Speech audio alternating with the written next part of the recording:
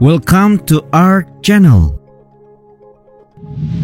Sebagian dari kita mungkin tidak pernah menyadari betapa berbahayanya Mohammed bin Salman alias MBS. Sebagai putra mahkota, ia cukup populer dan terpandang di negeri sendiri. Namun pada ranah internasional, ia menerima sentimen karena sejumlah kasus. Seperti kecurigaan atas dugaan perannya dalam pembunuhan wartawan Arab Saudi Jamal Khashoggi pada tahun 2018, serta tuduhan atas campur tangannya yang memicu perang di Yaman. Berkat krisis energi global, kini MBS terlihat lebih kuat dan para pemimpin dunia mengantre untuk mendapatkan minyaknya. Ya, atas apa yang terjadi di Ukraina, kerajaan Arab Saudi praktis berada pada posisi menguntungkan. Tapi, benarkah MBS jauh lebih berbahaya berkat kekuatan yang dikumpulkannya?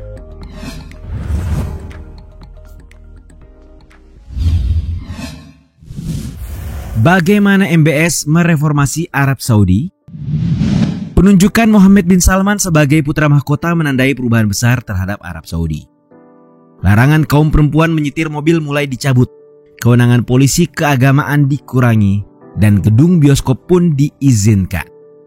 Ya, putra Raja Salman itu pada akhirnya mengubah negara penghasil minyak terbesar yang ultra konservatif melalui reformasi ekonomi, sosial, dan agama seperti pada hari ini.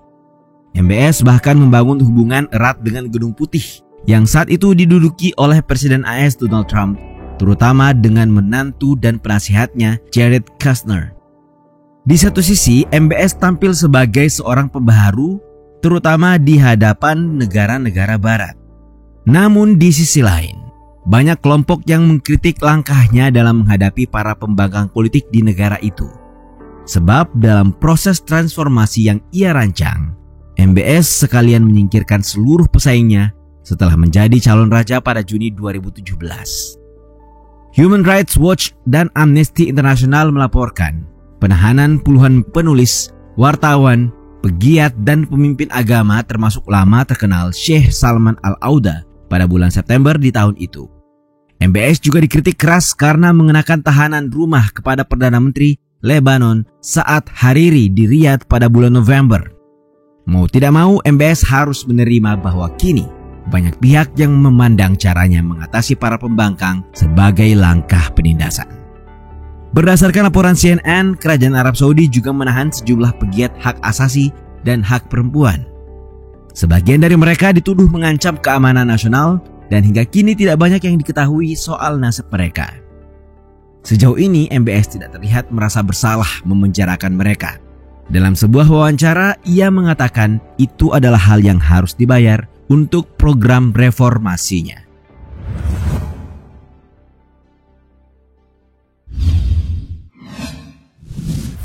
Siapakah MBS? Arab Saudi dikenal sebagai tempat di mana mutawa, polis syariah menutup kafe di Riyadh dan meminta toko tidak memutar musik dengan alasan dilarang oleh syariah. Namun sejak MBS punya kuasa, citra Arab Saudi kemudian berubah drastis. Oktober tahun 2017, ia bahkan berkata dalam sebuah wawancara bahwa yang terjadi selama 30 tahun terakhir bukanlah Arab Saudi. Jadi, siapakah Mohammed bin Salman yang sebenarnya ini? Lahir pada 31 Agustus 1985, MBS besar dalam kehidupan istana yang nyaman dengan pembantu, juru masak, serta pekerja ekspatriat untuk memenuhi kebutuhannya. Mantan pekerja di istana, Rachid Sekai, melalui BBC mengatakan ia boleh melakukan apapun yang ia suka sebagai seorang pangeran. Ketika ditawari kuliah di luar negeri, ia memilih belajar hukum di Universitas King Saud Riyadh. Keputusan itu lantas dinilai patriotik oleh warga Saudi dan membuatnya dianggap putra bangsa. Hanya saja ia tidak bisa lancar berbahasa Inggris karena itu.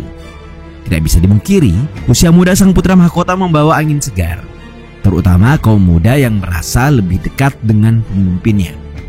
Seorang pengamat mengatakan bahwa MBS terlihat seperti pahlawan bagi mereka yang berusia 16-25 tahun di Saudi, karena mereka suka perubahan sosial budaya dan tekanan terhadap kaum fundamentalis agama yang dilakukannya.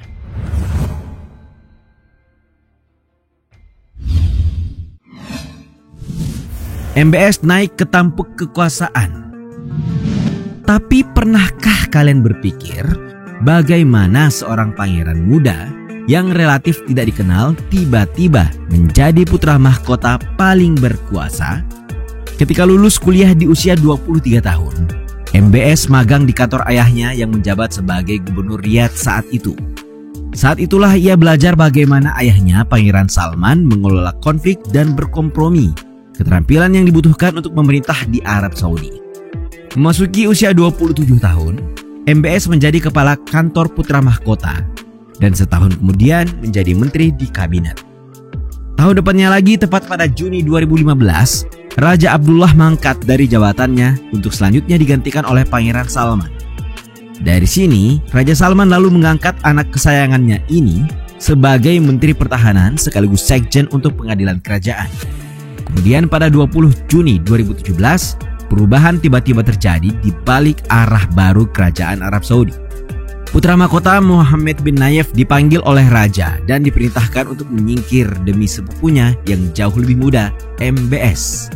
Sebagai catatan, kekuasaan raja di Arab Saudi bersifat absolut, dan sejak saat itulah Mohammed bin Nayef menghilang sepenuhnya dari mata publik.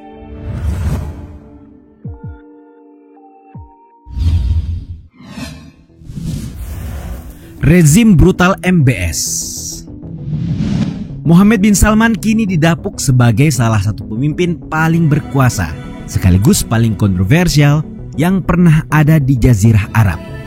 Tidak hanya menyingkirkan pesaingnya dalam ruang lingkup kerajaan satu persatu, ia juga melakukan banyak penangkapan demi membentuk ulang negerinya. Setelah MBS bergerak melawan para pangeran senior dari cabang keluarga mendiang Raja Abdullah, MBS lantas menguasai ketiga elemen barisan, pertahanan, dan keamanan negaranya, yakni Garda Nasional, Kementerian Dalam Negeri, serta militer. Di tengah kekuasaan yang tampak absolut itulah, MBS bergerak untuk melepaskan Arab Saudi dari kerangkeng konservatisme, namun diikuti oleh rentetan kekerasan politik dan pembungkaman paksa. Para imam di Arab Saudi yang berlawanan dengannya dijebloskan ke penjara. Kebijakannya bahkan ikut menyentuh aktivis dan akademisi yang vokal terhadap isu-isu pelanggaran hak asasi manusia. Januari 2018, Pengadilan Kerajaan Arab Saudi menghukum dua pembela hak asasi manusia terkemuka, Muhammad Abdullah Al-Otaibi dan Abdullah Al-Attawi, masing-masing 14 tahun dan 17 tahun penjara. Sebulan setelahnya, hukuman penjara juga dijatuhkan untuk dua aktivis HAM, yakni Essam Koshak dan Issa Al-Nukhaifi.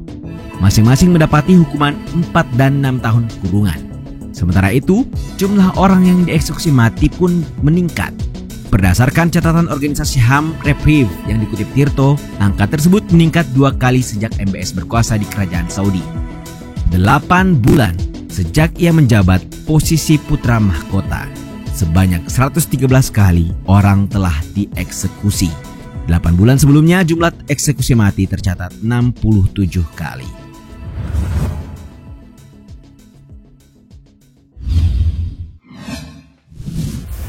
Dampak krisis energi global. Saat perang Rusia-Ukraina dimulai pada 24 Februari 2022 lalu, negara barat dan Uni Eropa kemudian melarang minyak mentah Rusia. Akibatnya harga minyak mentah dunia pun melonjak karena persediaan minyak mentah di pasar menjadi lebih sedikit. Di tengah lonjakan harga minyak mentah karena dampak perang tersebutlah, Arab Saudi hadir lewat produksi mereka. Berdasarkan data dari Organization of the Petroleum Exporting Country, produksi minyak mentah dari Arab Saudi meningkat dari bulan ke bulan hingga pada Juni 2022. Di sisi lain, ini menjadi kabar buruk bagi sebagian besar negara, sebab krisis energi global berdampak pada inflasi. Artinya, kekuatan MBS kini makin ditopang oleh kekuatan ekonomi yang luar biasa. Pada tahun 2019, pelapor khusus PBB Agnes Kalamard mengingatkan negara barat akan kecurigaan MBS yang terlibat dalam pembunuhan Khashoggi.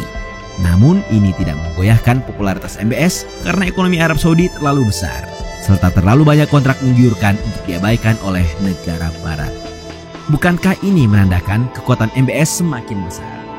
Banyak pengamat mengatakan masalahnya bukan semata-mata perubahan, tetapi MBS ingin perubahan itu datang darinya dan tuntutan jalanan dianggap berbahaya.